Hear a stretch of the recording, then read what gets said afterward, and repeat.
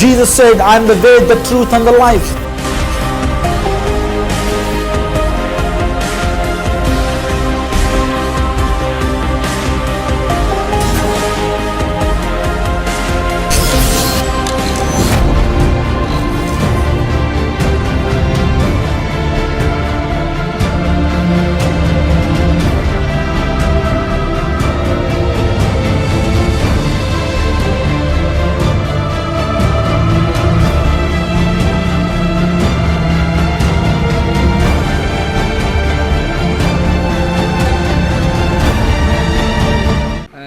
Christmas నేను first time వచ్చాను, ఎప్పుడు ఇలా చేసుకోలేదు. మా ఫ్రెండ్స్ మా వాళ్ళు క్యాజువల్గా రమ్మంటే వాళ్ళతో పాటు వచ్చేసాను. కానీ ఇన్స్పైర్ అయ్యి చాలా బాగుంది, ఫీలింగ్ చాలా ఎంజాయ్ చేశాను స్పీచ్ని.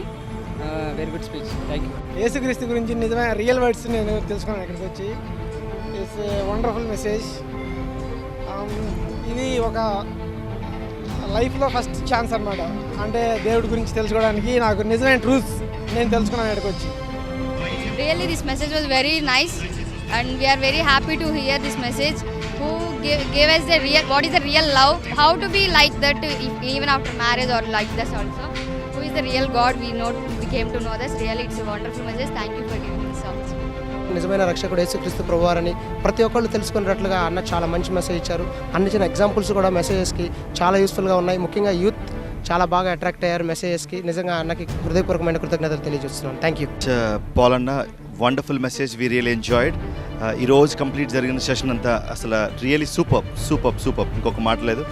మెసేజ్ కూడా అద్భుతంగా వచ్చింది. You have given a wonderful message. Thank you so much అన్న. And thank you for visiting YF Christmas. యేసుక్రీస్తు నామ పేరిట వందనాలు. నా పేరు ఇజ్రాయెల్, నేను ఎవాంజలిస్టు. మరి పాల్ గారి మెసేజ్ ఒకసారి విందామని అక్కడికి వచ్చాను. అయితే చాలామంది చెప్పేటువంటి సందేశాలను చాలా రకాలుగా నేను విన్నాను. అయితే నిజమైనటువంటి క్రిస్మస్లో సంతోషం ఉందని, సమాధానం ఉందని, అందులో రక్షణ ఉందని నేను ఎంతగానో విలువైనటువంటి సందేశం ఆయన ద్వారా, ఎందుకంటే ఆయన నోట దేవుని యొక్క మాట ఉంది కాబట్టి ఆయన ద్వారా నేను తెలుసుకున్నాను. కాబట్టి నేను సెలబ్రేషన్ చేసుకుంటున్నటువంటి యొక్క క్రిస్మస్లో సంతోషంగా, ఎంతో ఆత్మీయంగా, వాక్యానుసారంగా నేను ఈ యొక్క క్రిస్మస్ని యొక్క సందర్భంగా నేను సంతోషంగా చేసుకోవాలనుకుంటున్నాను. వందనాలు. Thank you. Greetings to you friends in the matchless and powerful name of our Lord and Savior Christ Jesus. యేసుక్రీస్తు ప్రశస్త నామములో మీకు అందరికీ శుభాభివందనాలు తెలియపరుస్తున్నాను. క్రిస్మస్ అనేది ప్రవచనాత్మకమైనది. క్రిస్మస్ అనేటువంటి పండుగ ప్రపంచవ్యాప్తంగా అనేక మంది ప్రజల చేత జరుపుకుంటున్నటువంటి ఏకైక పండుగ. భారతదేశంలో చాలా పండుగలు ఉన్నాయి. నేను గమనించాను, భారతదేశంలో 26 పెద్ద పండుగలు ఉన్నట్లుగా గమనించగలిగాను. కానీ ఒక ఆశ్చర్యకరమైన విషయం ఏంటంటే, భారతదేశంలో పండుగలు ఈ దేశానికి మాత్రమే పరిమితంగా ఉన్నాయి. భారతదేశంలో చాలా భాషలు మాట్లాడేటువంటి వారు ఉన్నారు, చాలా జాతులు కలిగినటువంటి వారు ఉన్నారు, అనేక పరిస్థితుల్లో నివసిస్తున్నటువంటి వారు భారతదేశంలో ఉన్నారు. ఒక ప్రాంతంలో ఉన్నటువంటి పండుగ మరొక ప్రాంతంలో మనం చూడలేం.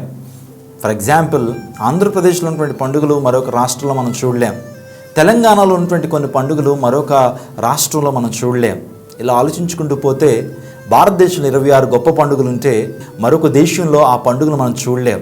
కానీ క్రిస్మస్ అనేటువంటి ఈ పండుగ ప్రపంచవ్యాప్తంగా జరుపుకున్నటువంటి ఏకైక పండుగ. అందును బట్టే I can call the Christmas is a universal festival. ఇది ప్రపంచవ్యాప్తంగా జరుపుకుంటున్నటువంటి పండుగ. ఇది ఒక గొప్ప ఉత్సవం. ఒక వ్యక్తి యొక్క జన్మదిన వేడుకలు ప్రపంచవ్యాప్తంగా జరుపుకోవడం అనేది నిజంగా చాలా ఆశ్చర్యం వేస్తుంది. యేసుక్రీస్తు ప్రభు వారు ఈ లోకంలోకి వచ్చారు. ఆయన పరలోకమును విడిచి ఈ లోకానికి రావడం అనేది అది గొప్ప పండుగ, గొప్ప సంతోషం. Christmas is the festival of Joy and happiness. Christmas అనేది ఆనందాల పండుగని మనం వింటున్నాం. ఈరోజు ఒక ప్రత్యేకమైన అంశాన్ని మీకు ఇవ్వాలని ఆశపడుతున్నాను. క్రిస్మస్ అనేది ప్రవచనాత్మకమైనది. Christmas is prophesied festival. The birth of Jesus Christ was prophesied. అనేక మంది భక్తులు, అనేక మంది ప్రవక్తలు యేసుక్రీస్తు ప్రభు పుట్టుక గురించి వారు ప్రవచనాలు తెలియజేశారు. ప్రవచనం అంటే అర్థం ఏంటంటే పరిశుద్ధాత్మ ప్రేరణ ద్వారా భవిష్యత్తు గురించి చెప్పడాన్ని ప్రవచనము అన్నారు. పరిశుద్ధ గ్రంథంలో చాలామంది దేవుని ప్రవక్తలు ఉన్నారు. వారిలో ప్రధానంగా యెషయా, మీకా, జకరియా, దావీదు ఇలాంటి వారందరూ కూడా అనేక ప్రవచనాలు యేసుక్రీస్తు ప్రభు యొక్క జన్మ గురించి వారు చెప్పారు. ఈరోజు యేసుక్రీస్తు ప్రభు వారి యొక్క జన్మ ప్రవచనాత్మకమైనది. Prophecy is different from prediction. ప్రవచనం వేరు, జ్యోతిష్యం వేరు. చూడండి, చాలామంది వారి జ్ఞానంతో కొన్ని భవిష్యత్తు గురించినటువంటి కార్యాలు చెప్పచ్చు. కానీ ప్రవచనం అనేది దేవుని యొక్క ఇచ్చను బట్టి కలిగేటువంటిది, దేవుని యొక్క ప్రేరణను బట్టి కలిగేటువంటిది అనేటువంటి వాస్తవాన్ని గమనించండి. చాలామంది జ్యోతిష్కులు మనం చూస్తుంటాం, వారి జ్ఞానంతో ఈ యొక్క పరిసరాల్లో సమాజంలో ఉన్నటువంటి కొన్ని పరిస్థితులను అర్థం చేసుకోవడం ద్వారా వారు ఊహించి చెప్తూ ఉంటారు. వాటిని ఏమన్నారంటే ప్రెడిక్షన్స్ అన్నారు, ఫోర్ టెల్లింగ్ అన్నారు. అందులో బట్టే ఈ భవిష్యత్తును తెలుసుకోవాలనేటువంటి కోరిక చాలామందికి ఉంటుంది. భవిష్యత్తులో ఏం జరగబోతుంది, మా జీవితంలో ఏం జరగబోతుంది అని చెప్పించుకోవడానికి చాలామంది ఆరాటపడుతుంటారు. అందులో బట్టే జ్యోతిష్కులు మనం చాలామంది చూస్తున్నాం, వారు అనేక కోట్ల రూపాయలు సంపాదించడం కూడా మనం చూస్తున్నాం. ఈరోజు దేవుడు చెప్పినటువంటి ప్రవచనం వేరు, మనుషుల ద్వారా వారి యొక్క మదిలోంచి వచ్చినటువంటి మాటలు వేరు. Prophecy is different from predictions. ఆలోచించేయండి, బైబిల్ గ్రంథం ఏం సెలవిస్తుంది ప్రవచనం గురించినటువంటి మాట. బైబిల్ గ్రంథం అంతా కూడా ప్రవచనాత్మకమైనది. బైబిల్లో చాలా ప్రవచనాలు ఉన్నాయి అనేటువంటి వాస్తవం మనకు తెలుసు. అసలు ప్రవచనం అంటే ఏంటి అని ఆలోచన చేస్తే, పేతురు రాసిన 1వ పత్రిక 1వ అధ్యాయం 21వ వచనంలో, for no prophecy was ever produced by the will of men, but men spoke from the God by they carried along with the Holy Spirit. ప్రవచనం ఎప్పుడు మనుషుని యొక్క ఇచ్చను బట్టి కలగదు, కానీ మనుషులు దేవుని చేత ప్రేరేపించబడి ఈ లేఖనాలు, ఈ ప్రవచనాలు తెలియచేయబడ్డాయని పేతురు రాసిన పత్రికలో మనం చూస్తున్నాం. ప్రవచనం అనేది చాలా ప్రశస్తమైనది.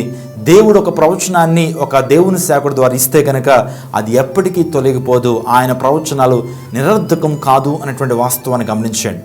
యేసుక్రీస్తు ప్రభు పుట్టుక గురించి కొన్ని ప్రవచనాలు త్వరగా మీకు బోధించాలని ఇష్టపడుతున్నాను బైబిల్లోంచి.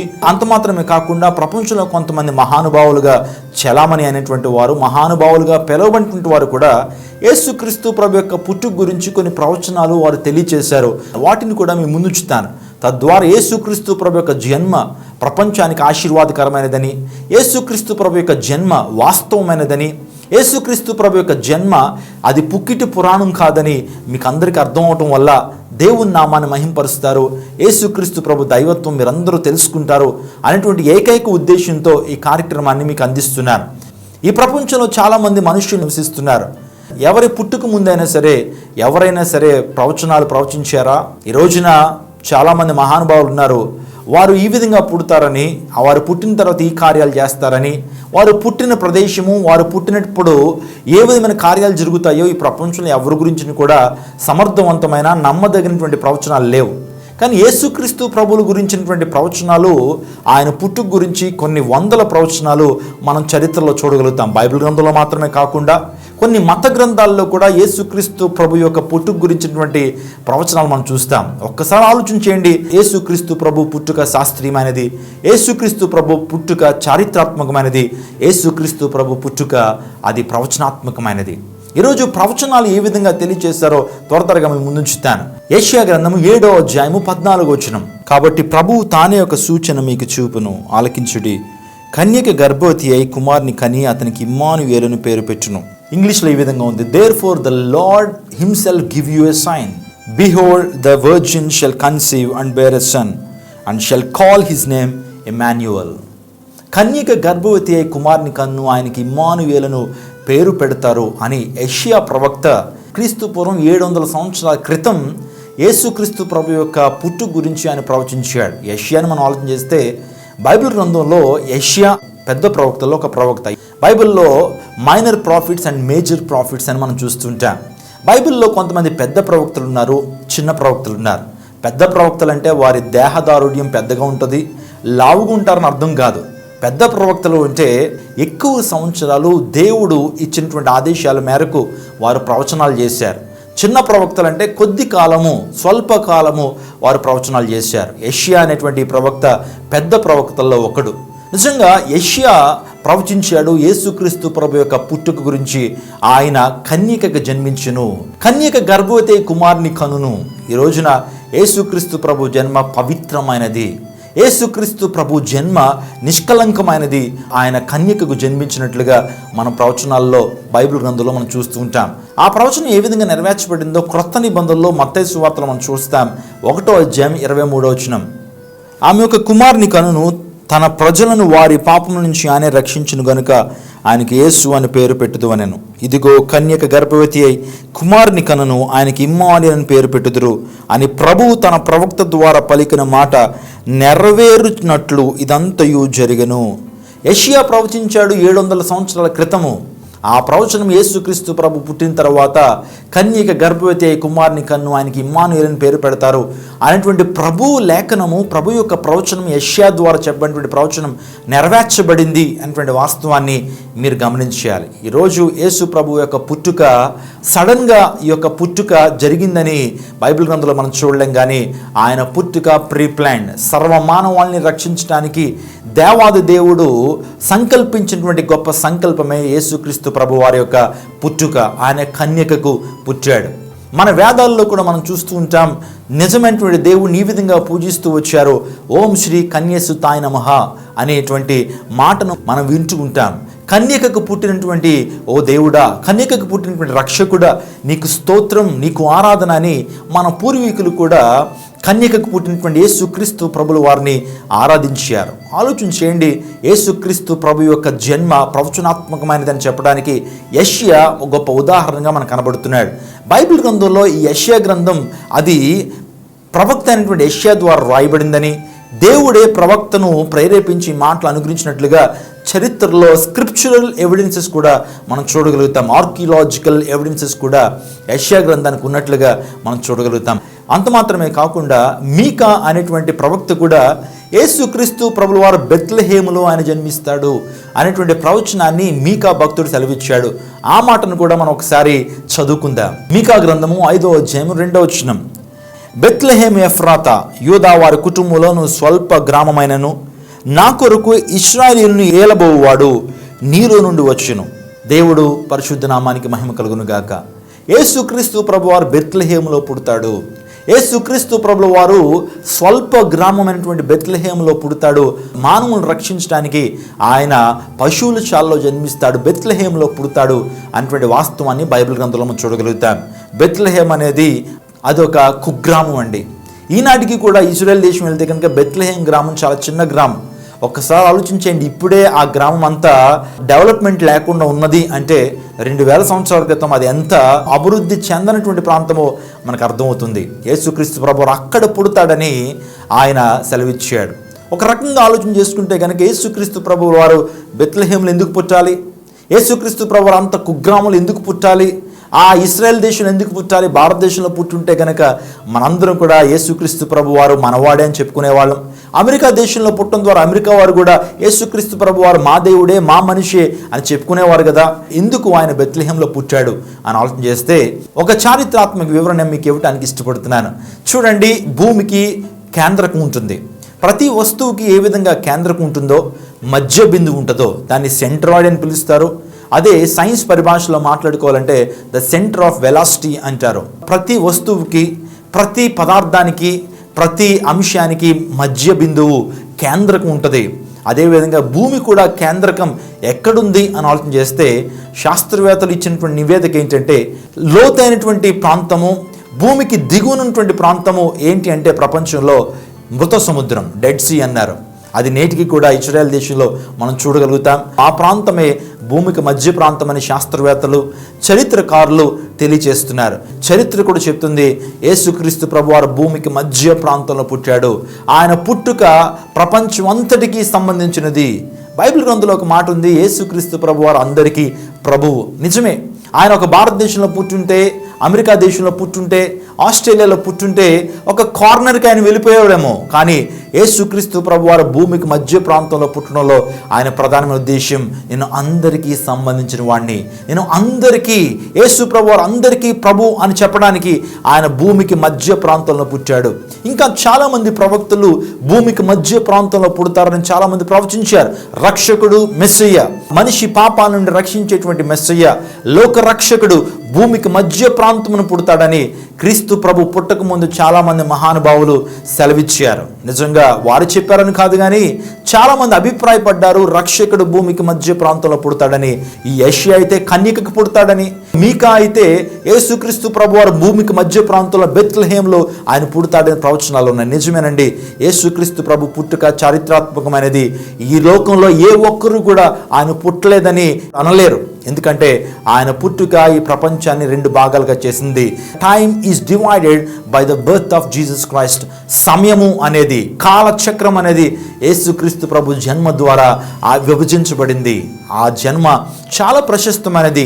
ఇంకా కొన్ని విషయాలు మనం నేర్చుకోబోతున్నాం యేసుక్రీస్తు ప్రభు జన్మ గురించి.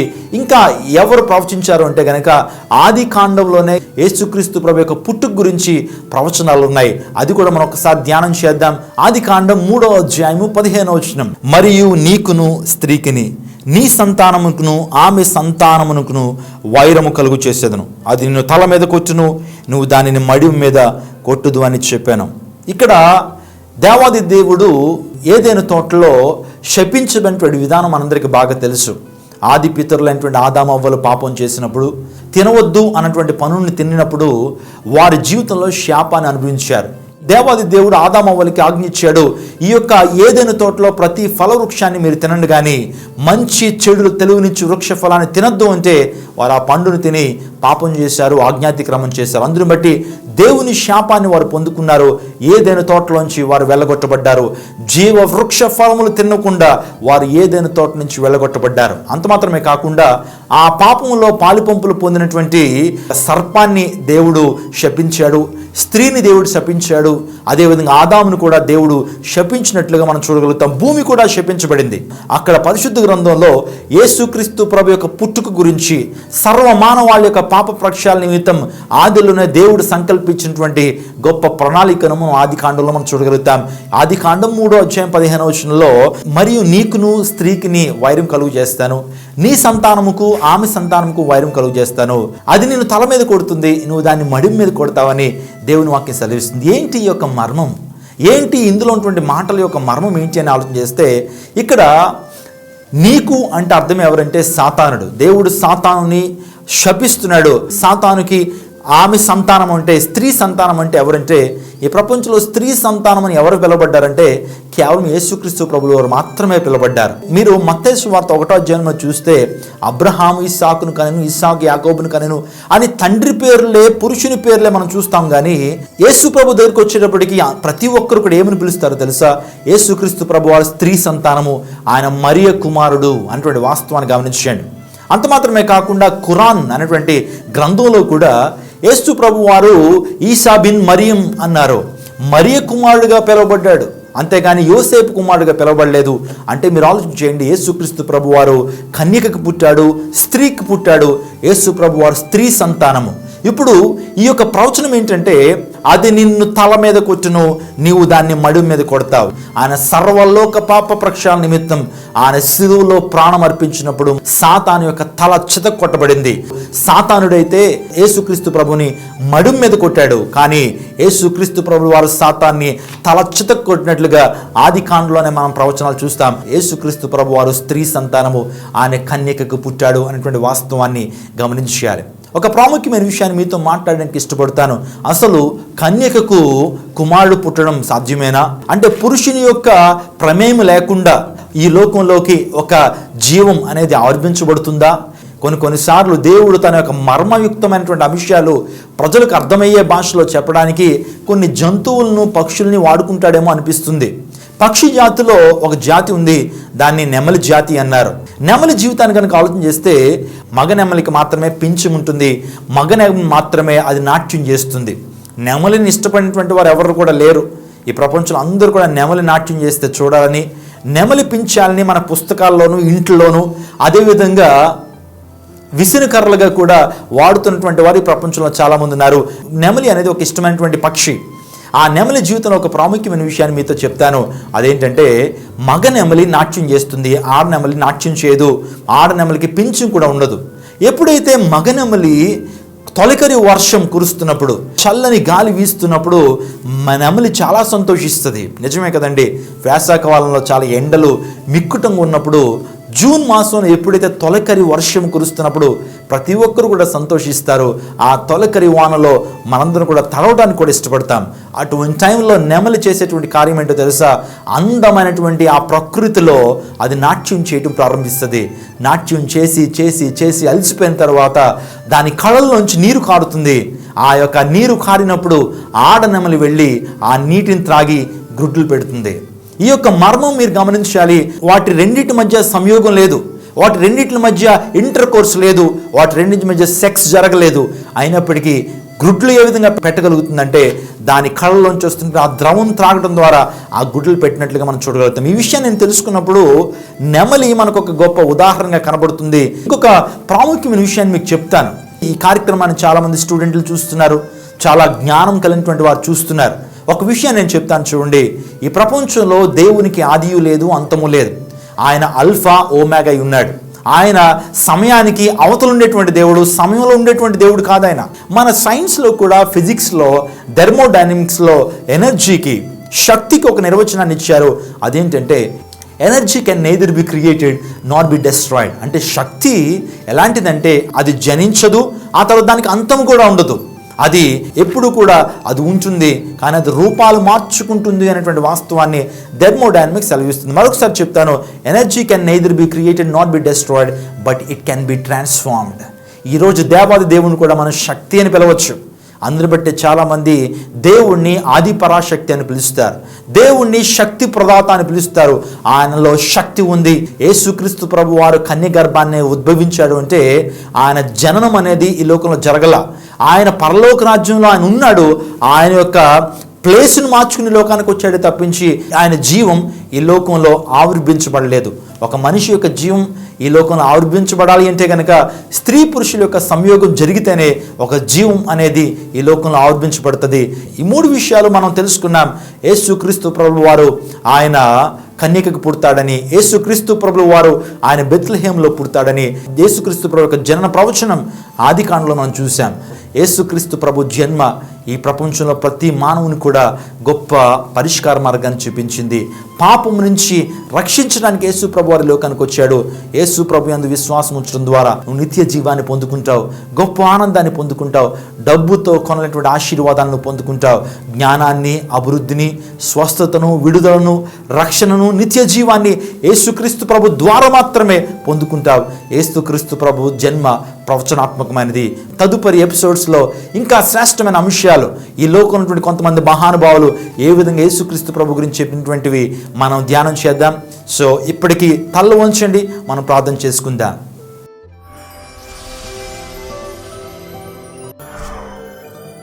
పరిశుద్ధుడా, ప్రేమ స్వరూపి, నీకు వేలాది వందనాలు ప్రభువా. ఈరోజు మాతో సూటిగా తేటగా మీరు మాతో మాట్లాడినందుకు వేలాది వందనాలు. ఈ ప్రపంచంలో చాలా పండుగలు ఉన్నప్పటికీ నీ జన్మదిన వేడుకలు ఈ లోకంలో ప్రభు ఒక పండుగగా జరుపుకుంటున్నటువంటి ప్రతి ఒక్కరిని చేతిలో పెడుతున్నాను తండ్రి. ప్రభు, నువ్వు మానవాలను రక్షించడానికి లోకానికి వచ్చారు. నీ జన్మ ప్రవచనాత్మకమైనదని నీ సేవకుడి ద్వారా మాతో సూటిగా తేటగా మీరు మాతో మాట్లాడారు. నీ కొందనాలు నాయనా. ఈ కార్యక్రమాన్ని చూస్తున్న ప్రతి ఒక్కరిని దీవించండి. వారి జీవితంలో గొప్ప కదలికను మీరు తీసుకురామని వేడుకుంటున్నాను. అనారోగ్యంగా ఉంటున్న వారిని ఇప్పుడే నీ చేతిలో పెడుతున్నాను. గొప్ప స్వస్థత కార్యాలు వారి జీవితాలు జరిగించమని వేడుకుంటున్నాను. ఇంకను వ్యసనాలతోనూ, ఇంకను వారి జీవితాల్లో శాంతి సమాధానం లేకుండా ఆత్మహత్య దిశగా వెళ్ళిపోతున్నటువంటి వారిని ఇప్పుడే మీరు పట్టుకోమని వేడుకుంటున్నాను. నీ యొక్క శక్తి కార్యాలు వారి జీవితంలో జరిగించండి. ఈ కార్యక్రమాన్ని స్పాన్సర్ చేస్తున్న ప్రియులను కూడా ప్రత్యేకంగా దీవించండి. ఈ కార్యక్రమాన్ని ఎవరైతే చూస్తున్నారో గొప్ప ఆశీర్వాదాన్ని ప్రకటింపజేస్తున్నాను. Lord, I proclaim divine blessings upon the people who watch this programme. Lord, నాయన కార్యాలు జరిగించండి. నాన్న యేసు అనేక్షణ కార్యక్రమాన్ని దీవించండి. రాను దినాలు అనేక గొప్ప సత్యాలు నీ ప్రజలు తెలుసుకున్నట్లు ఈ కార్యక్రమాన్ని మీరు వాడుకోమని వేడుకుంటున్నాను. సమస్త మహిమ, ఘనత, ప్రభావం నీకు ఆరోపిస్తూ యేసు నామం పేట అడిగి వేడుకుంటున్నాను తండ్రి.